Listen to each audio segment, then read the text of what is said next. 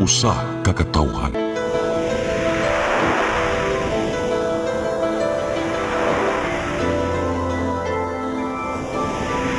Cebu Catholic Television Network.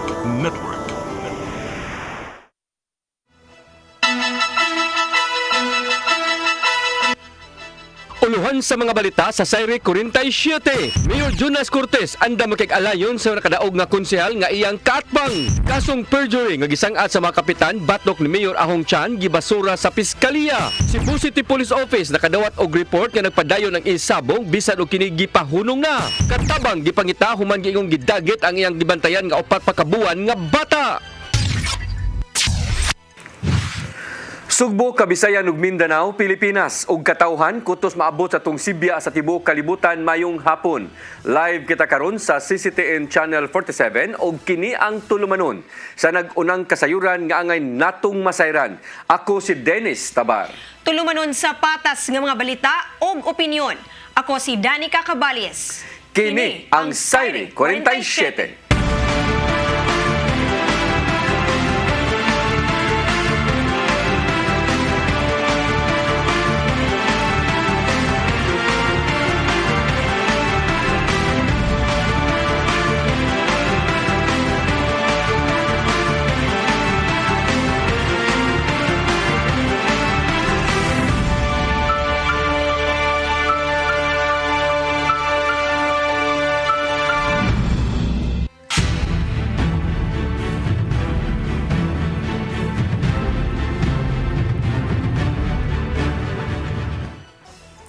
Ug karon sa kumpletong detalye sa atong mga balita, karong Mayo 24, adlawng Martes, sugdana ang pagpanghatag sa allowance sa mga magtutudlo nga ni serbisyo niadtong niaging eleksyon.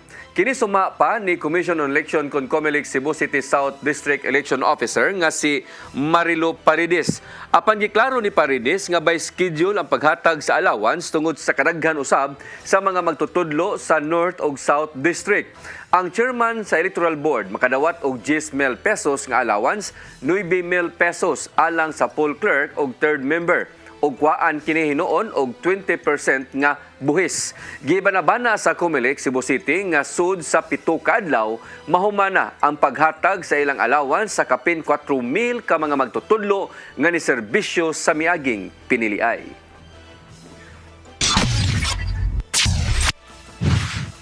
Bukas si Mandaue City Mayor Jonas Cortez nga makig-alayon sa Bando Bagong Mandaue mo'y iyang kaatbang sa miaging Mayo 9 nga piniliay.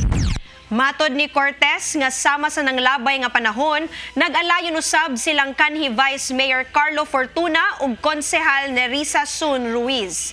Sa slate sa Team Mandaue, usa lang ang wala makadaog nga mao si incumbent Tingo Barangay Captain Mario Bihag. Matod sa mayor nga abli kanunay ang iyang buhatan alang sa Bando Bagong Mandaue. Ato manghangyo ko nila no sa kaatbang the office is always open for them. Mungare sila. Why problema? Kay after all kanang opisina sa mayor sa tanan man na sa publiko man na, and they are part of the city of Mandaue. I'm just simply representing, no? Gitagaan kog mandato. Mandaue City Mayor Jonas Cortez planong tutukan ang pagpalambo sa infrastruktura, edukasyon ug panglawas siyang paglingkod sa lain niyang termino isip mayor sa Mandaue. Ang kasayuran ihatod ni Mary Rose Sagarino. Expect a better service sa atong kuan, no? Usa ni sa atong paningkamutan. Mao kini ang panaad ni Mayor Jonas Cortez sa mga Mandawihanon sa paglingkod unya niini sa iyang laing termino isip mayor. Sigo ni Cortez nga tutukan sa iyang administrasyon ang pagpalambo sa infrastruktura, edukasyon ug panglawas sa dakbayan. Usa sa mga labing tutukan ang pagtubag sa problema sa baha sa dakbayan, pinaagi sa dugang kadalanan, drainage ingon man diklaging. We have to make up for the lost opportunities nga atong na hatag tungod sa COVID o audit. Usa pa sa tutukan sa iyang administrasyon ang kakuwang sa mga lawak saringan sa mga tunghaan, hilabi na nga gipatuman pagbalik ang face-to-face classes. Matod ni Cortez nga nagkadaghan ang mga estudyante nga magpa-enroll matag school year. Ang pagpalambo sa panglawas, hilabi na ang mga barangay health center ang lakip usab sa mga programa nga hatagan og prioridad sa administrasyon. Matud ni Cortez nga kinahanglang adunay buffer stock nga mga tambal ang mga centers. Itong nakita gid nako, ang katong pandemic was really a lessons learned, no?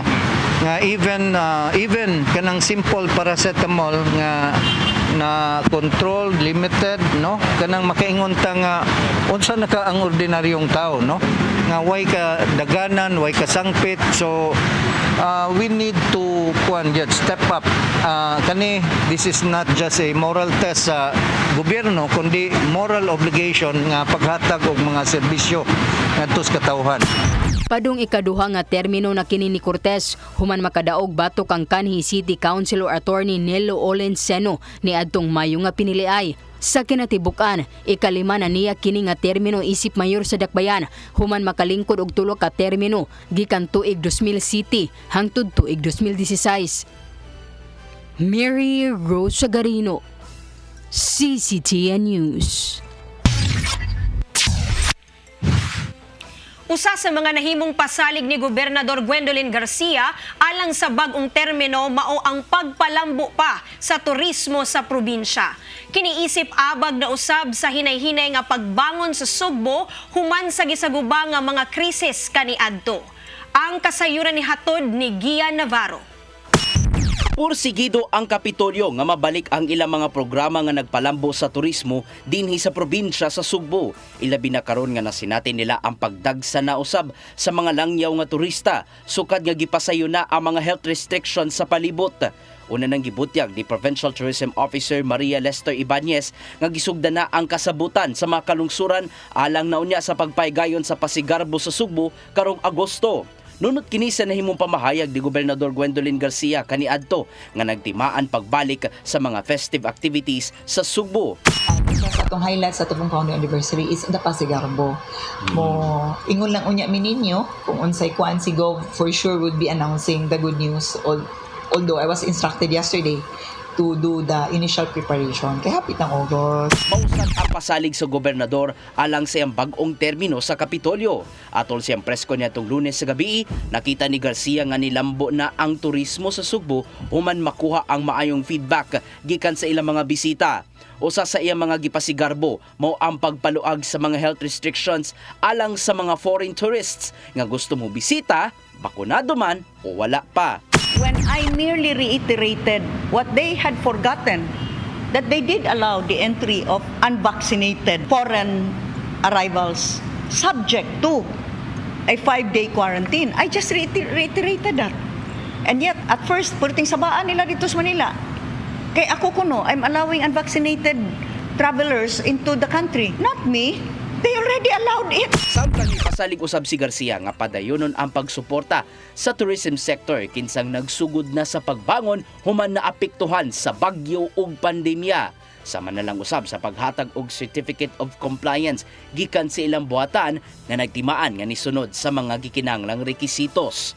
Alang kaniya, importante ang pagpalambo pa sa turismo isip usa sa ilang mga tinubdan sa ekonomiya sa Sugbo. And I am so happy kay in town ang mga nagtrabaho ang nanginabuhi because of tourism karon doon na taon sila income pud balik.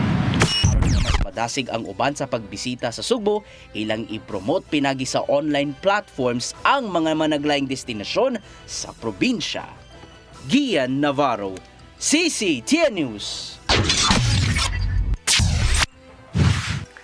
Gikonbikto sa Sandigang Bayan ang mga personalidad nga nalambigit sa gingong anomalya sa Girl Scouts of the Philippines. Lakip sa gikonbikto sa kasong malversation of public funds, mao silang Clavel Asas Martinez, Celestino Martinez III, Crescencio Verdida, Ruth Minguez, Rodarisa Kilantang, Kongresista Paz Radasa o Julieta Gonzales Quinyo. Gawas sa pagkapriso nga moabot sa 10 ka tuig ngadto na sa 18 ka tuig, sila gipamulta usab og 7.3 milyones ka pesos samtang gipauli ngadto sa Bureau of Treasury ang 7.3 milyon nga nalambigit sa kaso. Si Radasa sa iyang bahin miinsister nga inosente siya sa maong kaso. Nagplano usab ang kanhi mayor nga mosangat o motion for reconsideration diin gitug-an na kini kung gitun-an na kini sa iyang mga abogado. Ang Semay de Esperanza Foundation Incorporated nga nailaka ni adtong Luz Kabatingan Foundation ni pahigayon sa ilahang inauguration og oath-taking ceremony sa Lourdes Parish Social Hall sa Barangay Punta Princesa, Syudad sa Sugbo. Ang founder sa organisasyon nga si Chili Tata mipahibaw sa ilang 11 mega humanitarian event nga sinugdanan sa mga umaabot pang plano sa grupo. Karong Mayo 21 ug 22 himuon ang mega humanitarian event diha sa Cebu City Sports Institute sa Barangay San Nicolas proper ning syudad. Dunay optical mission diin ang mga beneficiaries mahimong makapahimulos og libreng check-up sa mata ingon man libreng prescription glasses. Gawas sa optical service aduna say distribution sa wheelchairs og 50 ka mga indigent ug disabled ang makadawat. Ang on-site registration sa kalihukan magsugod sa alas 6 sa buntag ug ang optical service sugdan sa alas 8 sa buntag hangtod alas 9 sa gabii. Muabot na sa 34 ka barangay ang ilahang natabangan kaniadto bisan pa man og wala pa hingpit na umol ang foundation.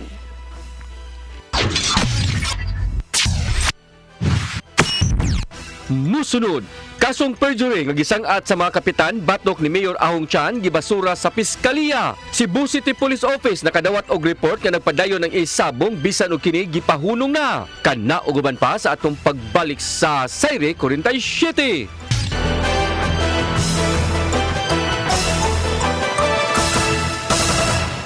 Ako si Mr. Rudy Romares, electrical subcontractor ng maong building. Kaniadto nga wala pa ko mogamit og ko'y sakit akong tuhod, iglakaw na ko, akong mga lutaha, no? Labi na gikan ta sa overtime. Di sa ko ganahan mo kaon, nindot na ang resulta kay karon mo agi ta sa rampa diha, no? Maglakaw ra jud ko. Mga batan-on nga mauwahin akong lakaw kay kusog na ko mulakaw tungod sa paggamit nako sa koy. So ay mo gamit sa koy kay nindot kay resulta. Daghang kay salamat sa koy. Herbal capsule, barato na, epektibo pa.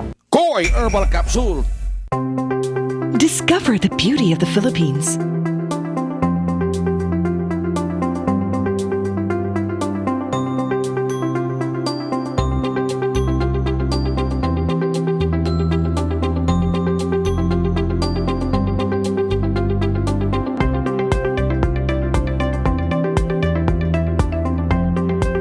With Philippine Airlines, the country's flag carrier.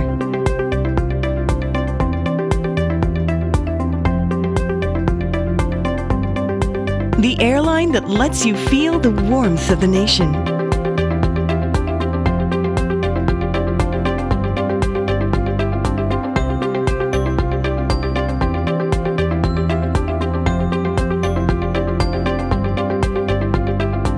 Mabuhay!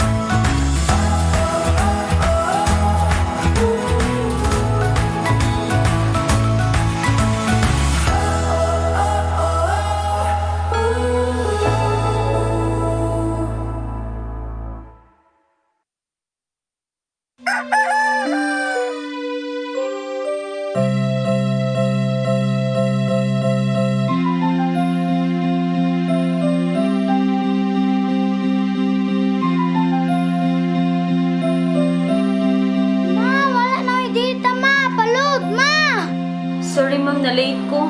Nangita pa mong gusto para internet sa kong anak, ma'am. Ay, wala na yung problema. Mag-Sinisibu! Sinisibo, Sinisibo. For your internet connection, And for the signal of your cable TV. so fast and straight, that transmission to your home. Sinisibu! Sinisibo, Sinisibo. Offers you to have fiber optics. For your viewing experience, perfect and clear, so fast. So great and affordable for you to enjoy. Sinisibo. Cine Cebu Television Network Incorporated offers fiber to the home broadband internet bundled with fiber to the home cable TV connection. Cine Cebu Television Network Incorporated with its operation in Metro Cebu and the whole province of Cebu soon. And affordable for you to enjoy. Sinisibu!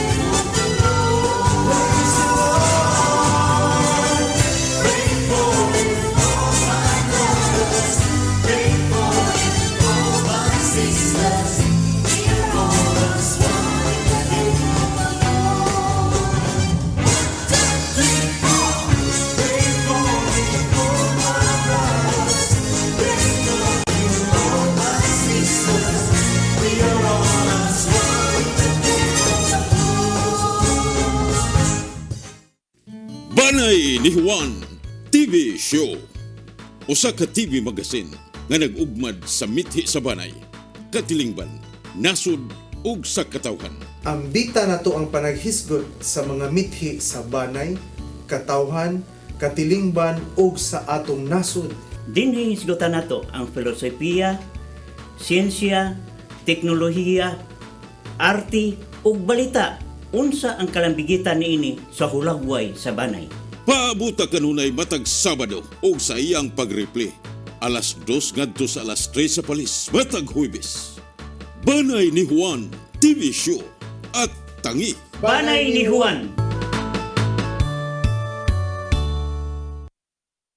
Ako si Gumersindo Alforque Rivera, ako asawa ni Tagas Fernando. Nadto una, sakit ang kalawasan. Ako manggibintin ang koy, nawa na tanan, nakaayos ang mong balatian. Barato na, epektibo pa. Koy Herbal Capsule.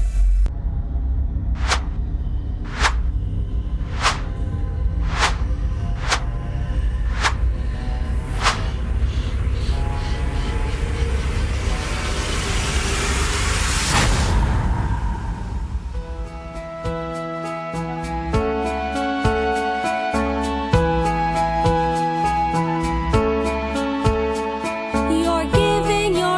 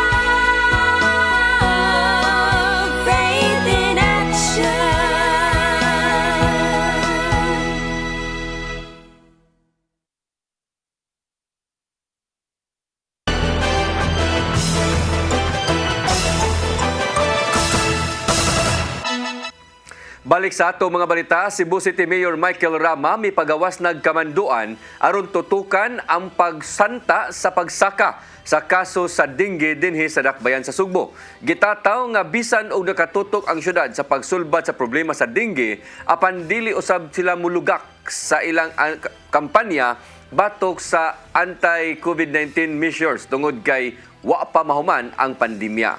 Ang kasayuran ihatod ni Decime Padilla. Nipagawas na og kamanduan si Cebu City Mayor Michael Rama nga masingusgan sa kagamhanan sa syudad sa Sugbo ang ilahang anti-dengue operation human misaka ang dengue cases sa Cebu City ning tuiga. Sa pakighinabi sa mga tigbalita ni Mayor Rama pinaagi sa phone conference, kini mibutyag mipagawas na siya og kamanduan nga i-convene ang stakeholders sama sa Cebu City Medical Center, Cebu City Health Department ug ang Department of Health aron pagtubag sa maong problema. Gitataw hinuon ni Rama nga dili na bag-o sa iyang ingon ani nga sitwasyon tungod kay nasinati na sa niya sa mga milabay nga termino ni iniisip mayor sa syudad sa Sugbo nga misaka ang kaso sa dengue sa dakbayan. Nang hinaot sab ang mayor nga bisan ng sangguniang panglungsod, pinanguluhan ni Vice Mayor Donaldo Dondon Hontiveros manginlabot sab niini. Una nang gipahibaw sa Cebu City Health Department ang mga programa nga ilang gihimo aron maminusan ang kaso sa dengue sama sa search and destroy, orientation sa city health workers ug community ingon man pagtinabangay sa kabarangayan o komunidad. Nunot ni ini, si Rama miasoy nagsigi ang ilahang mga anti-dengue operations ug wala kini mahunong apan kini mitataw nga walay fogging nga buhaton gawas lang kun kinahanglanon gid kaayo tungod kay makaapekto kini matud pa sa panlawas sa tawo. A part of the program of the UH, part of the program of city health, part of the program of the whole city government. The so-called search and destroy, contain, cleanliness, the disinfection, the disinfectant, and so forth and so on.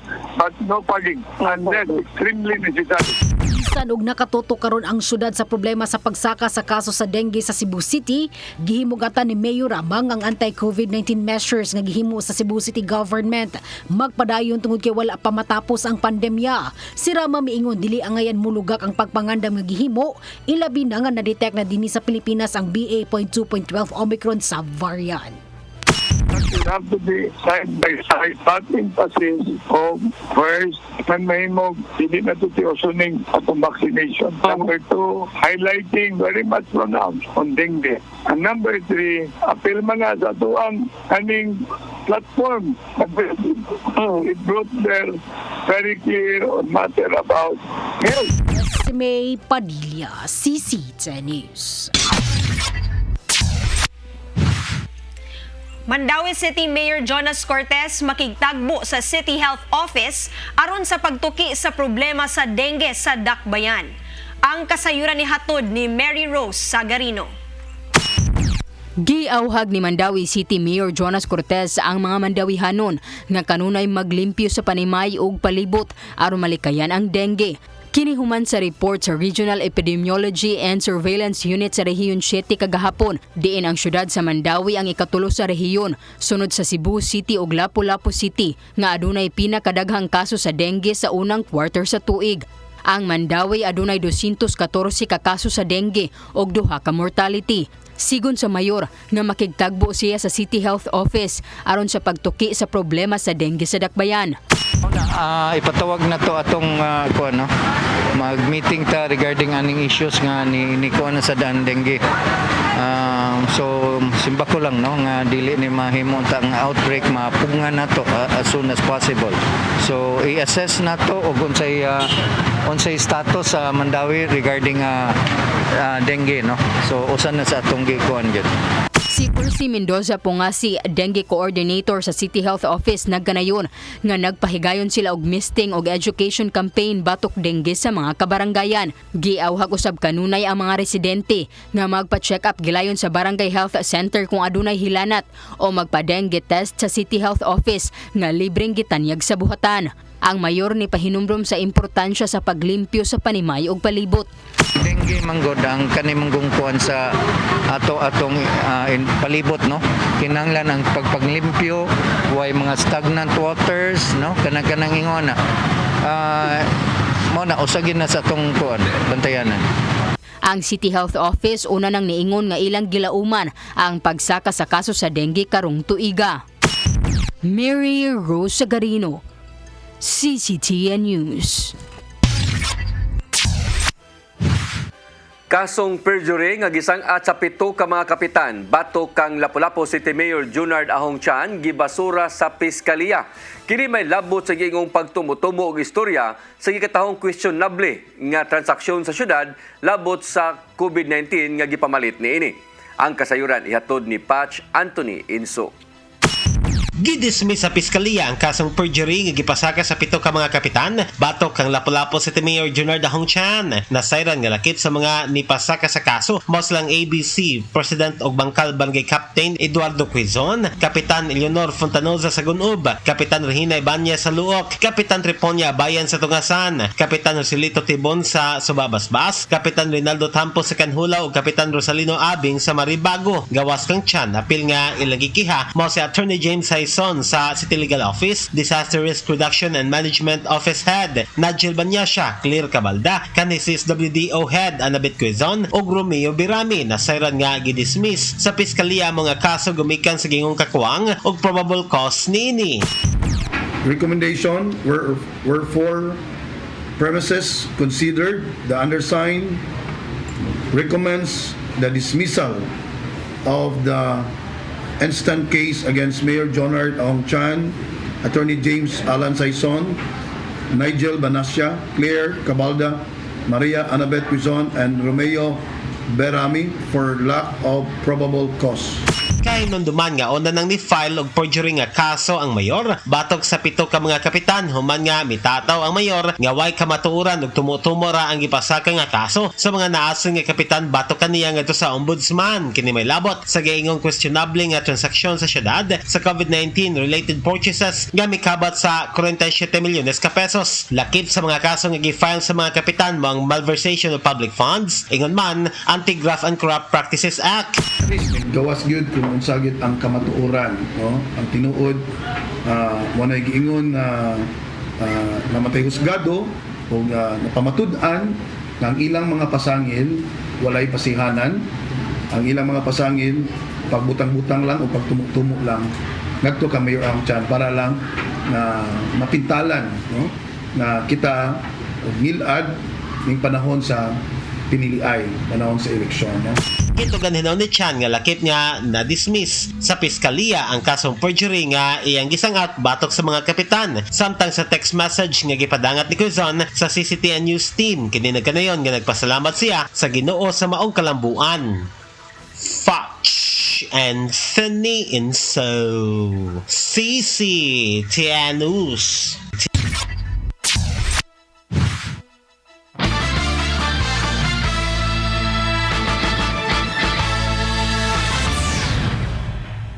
Department of Education 7 mipahibaw nga daghan ng mga pribadong tunghaan nga ni-apply sa ilang buhatan aron makapahigayon sa ilang face-to-face graduation. Sa kasamtangan, anaa pa sa 112 ka mga private schools ang nakabalik na sa ilang naandang klase. Ang kasayuran ni hatod ni Gian Navarro. Gibutyag ni DepEd 7 Director Dr. Salustiano Jimenez nga daghan ng mga private schools ang magpahigayon sa ilang face-to-face graduation. Ilabi na karon nga nagkadagganaw sa mga tunghaan nga nakapaygay na pagbalik sa ilang naandang klase gikan sa elementarya hangtod na sa secondary level. Sa kasamtangan, anaa na sa 112 ka mga private schools ang nibalik na sa ilang face-to-face classes human hatagan og safety seal gikan sa DepEd. Tungod nini, gitugutan na silang daan nga makapaygayon silang naandang graduation base na sa gipangayong rekisitos. Samtang adunay ubang mga tunghaan ang naaprubahan na sa ilang buhatan aron tugutan nga mubuhat sa maong seremonya. Nagpadala sa tuwa, in fact, some of the schools already conducted their graduation graduation and closing ceremonies. At dunay mga gikinahanglang requirements aron tugutang makapaygay no graduation ang mga pribadong tunghaan. Una, magkinahanglan og pagtugot gikan sa LGU ug sa mga ginikanan. Ikaduha, magbaton ang certification gikan sa president o di baka sa mismong tag-iya aron mapamatud ang nisanong sila sa health protocols nga gitagana sa DOH ug sa Interagency Task Force. Samtang mohatag og endorsement ang Division Superintendent ngadto sa regional office alang sa pagtugot niini. So if all these are already compliant, so we will grant the request for the conduct of face-to-face graduation. Ipanginaot karon sa DepEd 7 nga magpabiling luwas ang pagtungha sa ilang mga estudyante taluwa sa new normal nga pamuyo. Gian Navarro, CCTN News. Magpabiling hugot ang border control sa probinsya sa Sugbo aron dili makasud ang makamatay nga African swine fever ingon man ang avian influenza. Nakita ni Governor Gwendolyn Garcia nga nagkagrabe ang pagkuyanap sa nisgutan nga mga sakit sa kahayupan ngadto sa dili muminos 50 ka mga lugar sa Pilipinas. Maong ipadayon niya ang pagban sa mga binuhing baboy ug mga produkto gikan sa Luzon, Mindanao ug Eastern Visayas. Isiguro nila gihapon nga dili makasud ang mga binuhing manok o byproducts gikan sa mga lugar nga adunay kaso sa bird flu. Nagpabiling protektado usab ang hag ingon man ang poultry industry sa Sugbo tungod kay wa pay natalang kaso sa nisgutan nga mga sakit.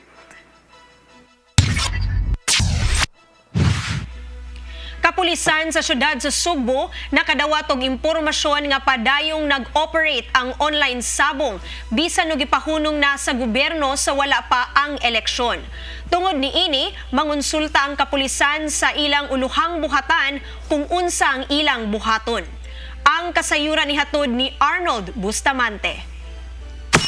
Niatong unang semana sa Mayo, may pagawas o kamanduan sa Presidente Rodrigo Duterte sa pagpahunong sa operasyon sa Isabong, Tibok Pilipinas nunod sa mga nahitabong krimen mugna sa mga matang sa sugal. Dali nga gipangsusi sa kapulisan ng mga online sabungan sa siyudad sa Sugbo ug nasuta nga mituman sila sa maog kamanduan ug misira sa ilang edipisyo samtang wala paglibkas ang paghunong niini. Apan mato ni Police Lieutenant Colonel Wilbert Parilla, Deputy City Director for Operations sa Cebu City Police Office, nga bisan gipahunong na ang Isabong. Apan nakadapat sila report nga palain kini nga makita sa online din kadto na lang nga access ang makasugal. Gumikan ini mangonsulta sila silang uluhang buhatan nga mao ang Kampo Krami lakip na sa ilang Legal Division sa Police Regional Office 7 unsa ilang angay nga buhaton sanglit illegal man ang mao nga matang sa sugal. Sa the observation, we have monitored nga naagi ako'y mga Isabong pero sa cellphone ang mga sites na lang mo-open sila og site. So we will ask guidance with this kung appeal ba ni siya gyapon sa gipahunong. So we will seek guidance first sa ato ang higher headquarters kung appeal ba ni siya or sa ato ang legal service unsay ato ang buhaton ani or if illegal unsay mga ebidensya nga pwedeng kuhaon nato. Iangko ni Parilla nga maglisod sila sa pagdakop sa illegal online sabong tungod kay dili man kini mahibawan nga ang usa ka tawo mipusta niini sanglit mamahimo raman nga makaduwa sila sa sulod sa kwarto. Gumikan niini nagkinahanglan kini investigasyon pinagi sa abag sa Cybercrime Unit sa PNP aron mahibawan kinsa ang nag-operate niini ug pasakanog kaso ang nagpareyo sa mga matang sa online sugal. Muna siya usa sa nakalisod kay pwede ra kang mo-open og site nakasparto nimo so wala na makakita, wala na pulis makabadlong. So it could be sa monitoring na sa mga electronic na mga services no kanang pagmonitor unsaon pagmonitor nga makita nila ang mga nag-operate gyapon. Iangko ni Parilla nga wala sila nabantayan nga adunay mga pulis nga nagpareyo sa mga illegal online sabong apan iawhag sila sa publiko nga dili manugal niini sanglit hugot kini nga gidili sa balaod. Lakip silang gipangbantayan aga mga balay-balay din magtapok ang mga tao aron manugal sa online nga sabong. Arnold Bustamante, CCTN News. Kagamhanan sa dakbayan sa Lapu-Lapu mi turnover ngadto sa barangay Tungasan sa 50,000 pesos nga cash reward. Kini isip ganti sa maong barangay human nga nadeklarar isip drug cleared barangay. Ang kasayuran ihatod ni Patch Anthony Inso. Personal nga gi-turnover ni Lapu-Lapu City Mayor Junior Dahong Chan ang 50,000 ka pesos nga cheque ngadto sa barangay Tungasan isip cash reward. Kinahimban nga nahimong drug cleared barangay ang Tungasan atong September 28 sa miaging tuig. Ang pangulo sa City of Lapu-Lapu Office for Substance Abuse Prevention kon close-up nga si Gary Lau ni angkon nga nalangan ang ilang paghatag sa mga cash rewards subay nasad sa gipatuman nga election ban. Matod ni Lau nga ang mga pondo mahimong magamit sa mga barangay alang silang anti-drug campaign. And right now, we will be giving Barangay Tungasan the 50,000 cash reward sa ilang pag-drug free. Nya kaming na pod ang kauoy ug suba basbas. Nadugay-dugay na nato paghatag sa Barangay Tungasan tungod sa election ban. So right now, atong ihatag ang cash reward para magamit sad sa ilahang anti-illegal drug activities nga pagkahimuon sa ilang barangay. Gawas sa barangay Tungasan, lakip nga na-deklarar isip drug-cleared barangay sa syudad sa Lapu-Lapu maong Tinggo, Baring Kauoy ug Suba Basbas samtang gideklarar nga drug-free sa Regional Oversight Committee on Barangay Drug Clearing Program ang Kauhagan. Panghinaot nila nga madugangan pa ang mga barangay nga madeklarar isip drug-cleared pinagi sa pagpahingusog sa mga programa batok sa ginadiling drogas ug sa abag na sab sa mga upunganon. So far, ang Lapu-Lapu City na natay 5 kabuok na drug cleared barangays. Ang atong latest ang barangay Suba Basbas. Mao ni siya ang one of our mainland nga na drug free nato nga barangay.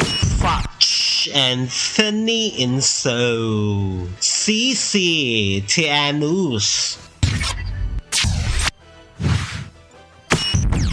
Musunod, katabang gipangita human giingong gidagit ang gibantayan nga 4 pa kabuan nga bata. Kana uguban pa sa atong pagbalik sa Sayre 47.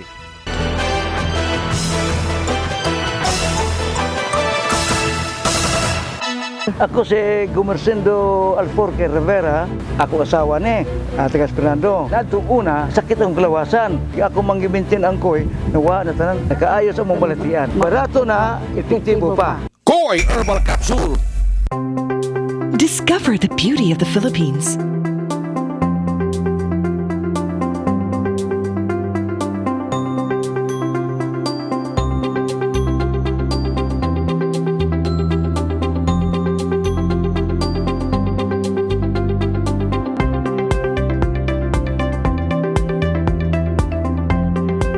With Philippine Airlines, the country's flag carrier.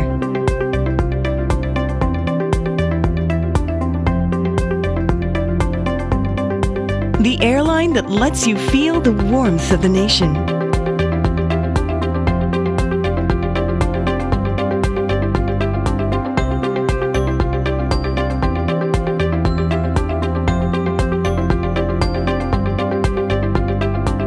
Mabuhay!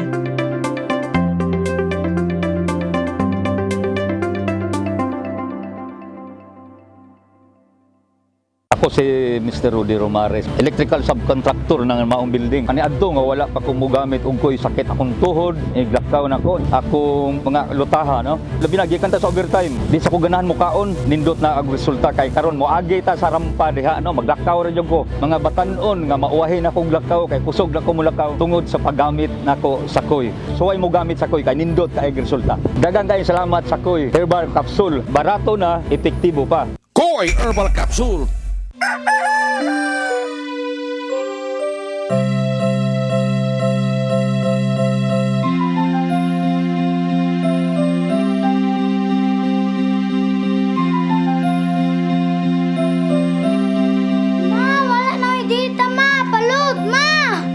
Sorry ma'am, na-late ko.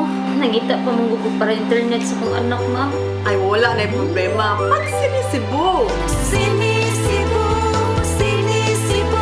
For your internet connection And for the signal of your cable TV. so fast and straight, that transmission to your home. Sinisibo. Sinisibo, sinisibo. Offers you to have fiber optics. For your viewing experience, perfect and clear, so fast. So great and affordable for you to enjoy.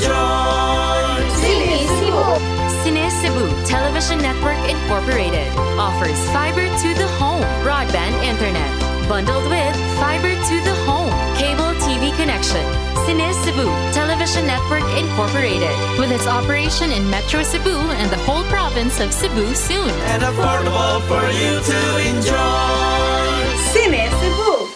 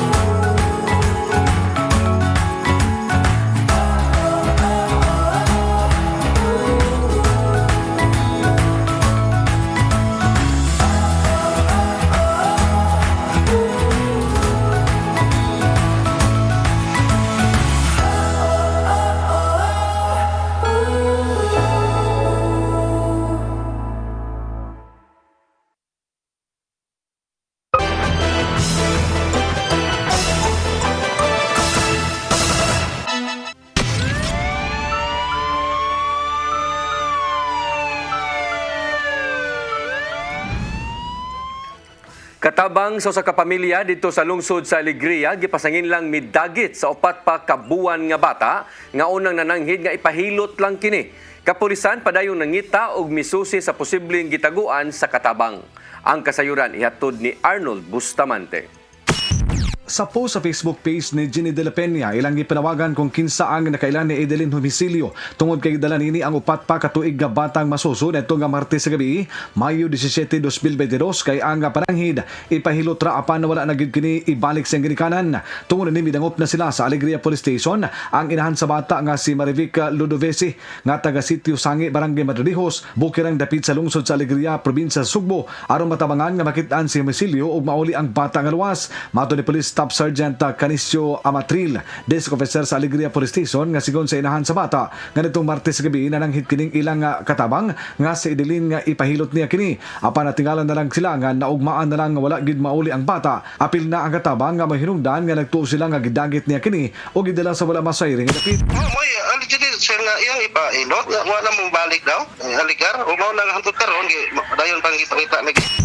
Kunusam sa mga investigador sa Alegria Police Station ang panimay sa katabang nga suspitsado sa sitio Buyungan na Barangay Valencia, bukid ang dapit usab sa lungsod sa Alegria aron masusi kung may pauli ba kini didto. Lagip sa gipang subay karon sa kapulisan aga mga kuha sa CCTV camera sa lungsod sama sa terminal ug pantalan nga posibleng giagian ini. Sa pagkakaron dili pa mohukom ang kapulisan nga kidnapping ang maong hitabo samtang wala pa nila makuha ang dugang impormasyon sa insidente.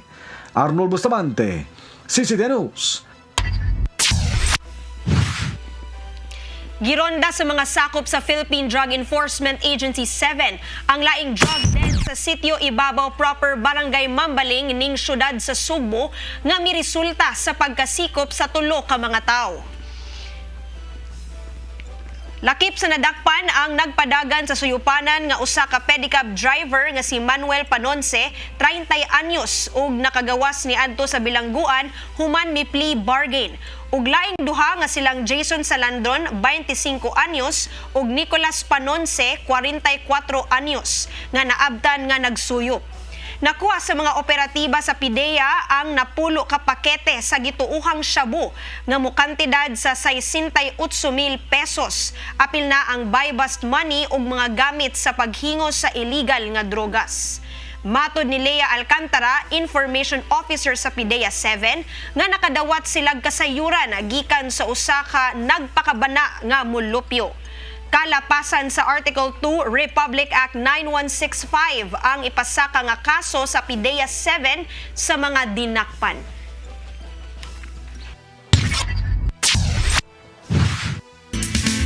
Lamdag, uban ni Tatay Dodong Limchua. Si Jesus nagtawag kanato nga mosunod sa iyang kausa nga mga katawhan makailang kaniya. O kini, mahimo nato binagi sa kinabuhi nga atong gipuya. Nga kita magpakita o kaniya nga sama sa usap kang Jesus. May malumong kasing-kasing o makamaong may gumbang bisag ngadto sa lisod igugbaw. Kaya unsa may makita sa mga tao kanato may hinungdanon kay mao kini ang makadani kanila sa pagsunod kang Hesus. Apan kung adunay kahigayunan may hinungdanon usab nga ato silang sortihan sa gugma ug kaluoy sa Ginoo. O kini ikinahanglan nga angay usab kitang mutuman sa iyang mga sugo. Dili kita magpanuko sa pagsulti sa mong kamatuoran. Nindot kayo nga bation sa usa ka tawo kung siya makapaambit sa gugma ni Kristo ngadto sa uwan. Ug dakong kalipay sa atong makahatag kita sa Ginoo nga may usa ka kalag nga atong madala ngadto kaniya. Mga igso, mo kini ang atong lamdag karong adlaw.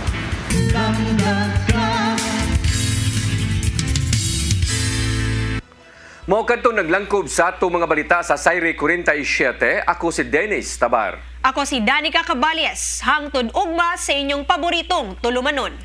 Sayre 47.